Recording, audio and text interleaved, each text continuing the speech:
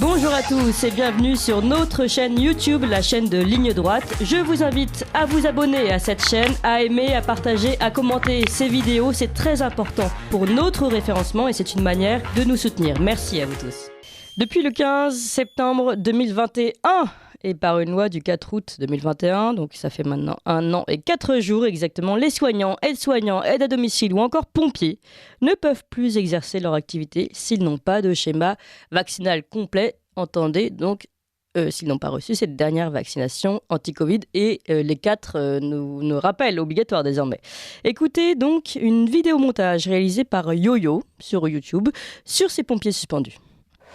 C'est quand même un peu scandaleux de dire à quelqu'un on va te virer tout simplement parce que tu veux pas te faire vacciner. Et j'ai peur pour mon service public parce que c'est dangereux à la fois pour l'usager qui fait le 18 et c'est dangereux pour les équipes de sapeurs-pompiers qui seraient pas suffisantes sur intervention. Vous avez composé le numéro d'urgence des sapeurs-pompiers. Votre conversation sera enregistrée. Ne quittez pas, un opérateur va prendre votre appel. Et je veux aussi être clair, je ne rendrai pas la vaccination obligatoire. Il faut réintégrer les suspendus. Sergent-chef Pic, 39 ans, pompier dans le 07 depuis l'âge de 14 ans, toujours suspendu. Sergent-chef dans le 1067 depuis plus de 20 ans, suspendu, jamais réintégré, même en ayant eu le Covid. En libéral dans le 56 depuis 7 ans, je suis toujours interdit d'exercer. Je n'ai toujours pas le droit de continuer. Suspendu le 14 septembre au soir avec un SMS. Et je suis toujours suspendu. Je n'ai pas eu le droit au chômage. Et toujours suspendu. Suspendu, suspendu, suspendu, suspendu, suspendu. Seul avec 4 enfants. Et toujours suspendu. Je suis toujours interdit d'exercer. Le droit de soigner. Suspendu depuis le 15 septembre. 14 ans dans le même service. Je travaille à l'hôpital depuis 95. Réintégrer nos camarades. Pompier volontaire, 5 années de service, suspendu. Maman de 4 enfants, suspendu. Et de nouveau suspendu. Suspendu depuis le 15 septembre. Suspendu sans salaire. Toujours suspendu. Suspendu. Suspendu tous les deux, sans revenu. Suspendu sans salaire. Sans salaire. Sans salaire. Sans salaire. 35 ans de carrière. Je suis devenu jetable.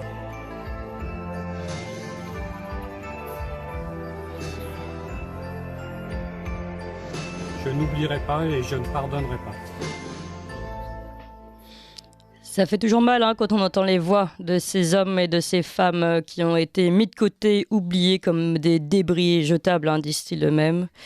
Ces soignants qui ne peuvent plus exercer, mais en plus, rappelons-le, qui n'ont pas le droit aux formations légales, je le rappelle, pour se réorienter, qui n'ont pas le droit au chômage et qui n'ont même pas le droit au RSA. Ces gens-là sont donc des rebuts, mais autorisés de notre société depuis, et pour avoir peut-être eu raison avant les autres, ou au moins pour avoir pris le soin d'émettre un doute scientifique sur un produit qui restait, en tout cas expérimental.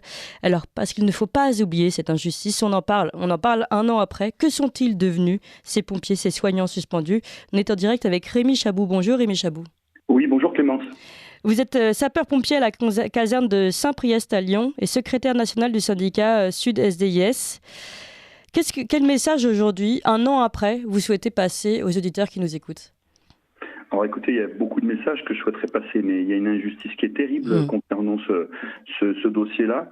Alors, puisque vous me posez une question très claire, je vais essayer d'être très clair. On espère, le message que je souhaiterais passer, c'est qu'on espère vraiment qu'il n'y aura pas de deuxième anniversaire, de triste anniversaire pour cette vaccination obligatoire à l'intention des sapeurs-pompiers et des soignants.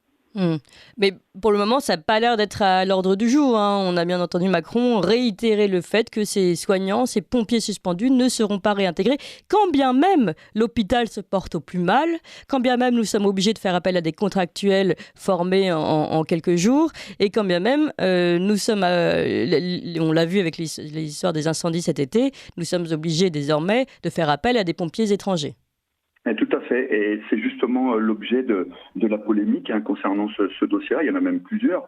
On a tout de même des sapeurs-pompiers venus de l'Europe entière, de Pologne, d'Allemagne, d'Italie, qui sont venus porter main forte aux sapeurs-pompiers français. On les remercie évidemment, mais toutes ces personnes-là sont issues de pays où la vaccination n'est pas obligatoire pour les sapeurs-pompiers. Et en parallèle, parce qu'on n'a pas parlé de chiffres, mais il faut quand même prendre en compte les chiffres. Alors je vais parler pour ceux que je connais le mieux. Les sapeurs-pompiers, c'est 7300 sapeurs-pompiers suspendus. On en a à peu près 3-4 fois plus chez les soignants.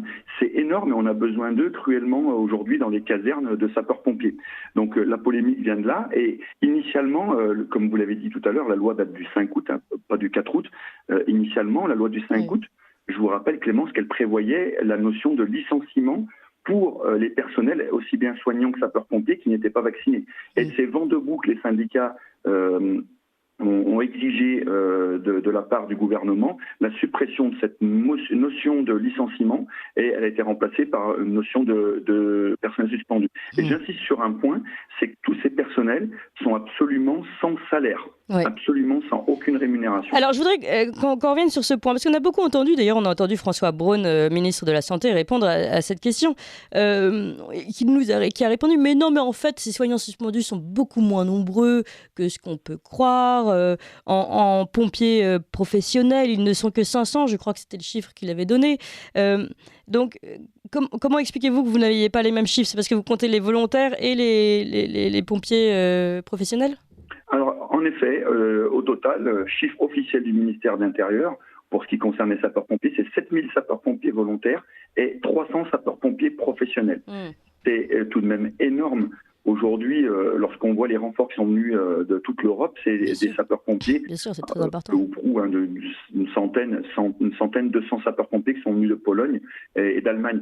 Donc, alors, M. Braun, il a une particularité, c'est que il était tout de même hostile à la vaccination obligatoire pour les personnels soignants lorsqu'il n'était pas ministre de la Santé, et aujourd'hui il est devenu un grand fervent de la vaccination obligatoire. Alors moi je suis absolument pas contre la vaccination, chacun est libre de souscrire ou non à cette injection ou vaccination, peu importe le terme, et c'est là l'objet de notre requête que nous avons effectuée en Cour européenne des droits de l'homme, donc je pourrais l'évoquer un tout petit peu plus longuement tout à l'heure, mais ce qui nous inquiète aujourd'hui, c'est que si la raison invoquée est une raison sanitaire et de protection des sapeurs-pompiers et également les victimes que nous allons secourir, il faut bien prendre en compte que nous avons d'autres partenaires sur les interventions qui viennent en plus des blancs, hein, donc les blancs c'est les soignants, les rouges les pompiers, nous avons d'autres partenaires qui viennent, notamment les services de police, qui interviennent strictement sur les mêmes théâtres d'opération que les sapeurs-pompiers et les soignants, avec les SMUR, les médecins, les SAMU, et eux ne sont absolument pas soumis à l'obligation vaccinale. C'est vrai, c'est vrai qu'il y a ce paradoxe, tout à fait, vous avez raison de le préciser. Et puis, un paradoxe encore plus énorme, allons nous dire, c'est qu'il a été avoué, même par M. Delfraissy, que la vaccination n'empêchait pas la contamination de toute façon. Donc la vaccination, on est là que pour se protéger soi-même. Clément, si vous me permettez, si on prenait de la hauteur, c'est pas un problème aujourd'hui, ce n'est pas un problème médical, c'est un problème de droit et politique. Oui.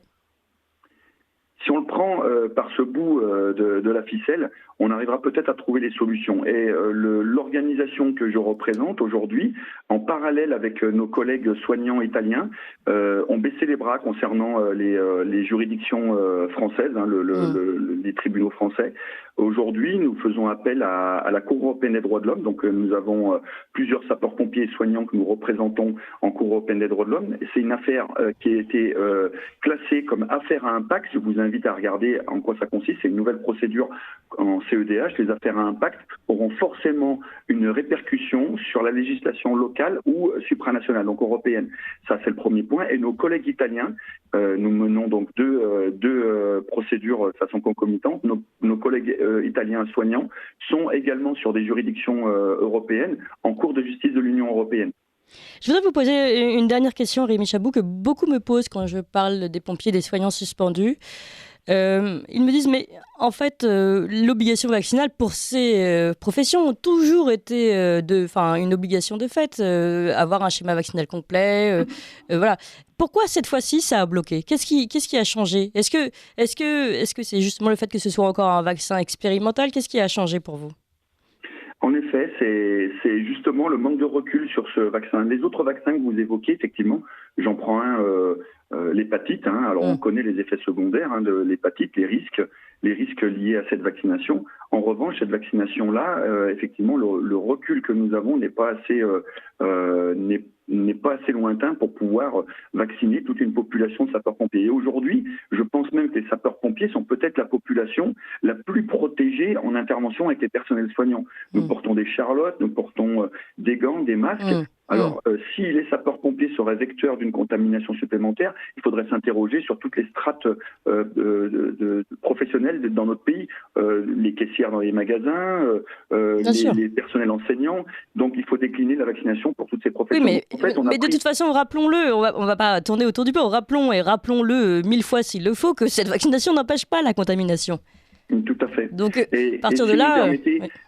la façon dont ça s'est produit, cette vaccination, cette obligation vaccinale, il n'y a eu strictement aucune concertation. Au mois de juillet, on a reçu un coup de fil en nous indiquant que la loi du 5 août allait être promulguée avec une vaccination obligatoire pour les sapeurs-pompiers avec le caractère de licenciement. Nous nous sommes battus pour obtenir une toute petite avancée qui consistait à supprimer ce caractère de licenciement et le remplacer par la suspension, ce qui n'est pas une chose bien évidemment, mais c'est un moindre mal. Et réellement, il faut bien comprendre qu'il y a des sapeurs-pompiers et des personnels soignants qui ont été suspendus avec un simple SMS, les mêmes qu'on applaudissait en mars 2021. Oui, c'est vraiment de la maltraitance, on peut le dire, Rémi Chabou. Et puis pour conclure, peut-être à rappeler, puisqu'on avait reçu ici une représentante du personnel aérien, là, c'était encore un autre sujet, mais eux aussi ont eu cette obligation vaccinale, et elle nous expliquait finalement, cette obligation vaccinale amenait aujourd'hui à des mises en danger d'autrui, puisque certains perdent leurs moyens, surtout en vol, liés à cette vaccination, des effets secondaires liés à cette vaccination, mais qui apparaissent en vol, donc pour un pilote, imaginez le danger. Et voilà, donc peut-être aussi c'est une question qui peut être posée pour les pompiers, évidemment, ces personnes qui sont là pour apporter, pour sauver les autres. Imaginez si eux-mêmes subissent des effets indésirables et sont donc n'ont pas toutes leurs capacités au moment de l'action, de l'opération, pardon. Ça pose de vraies questions, Rémi Chabou. Oui, en effet. Alors, j'irai pas jusque-là, je ne maîtrise absolument pas le volet aérien, mais en effet, nous avons alors tristement plusieurs collègues qui se sont donné la mort suite à cette obligation vaccinale. Je pense à notre collègue Max, qui très rapidement après cette obligation vaccinale a eu ce geste désespéré.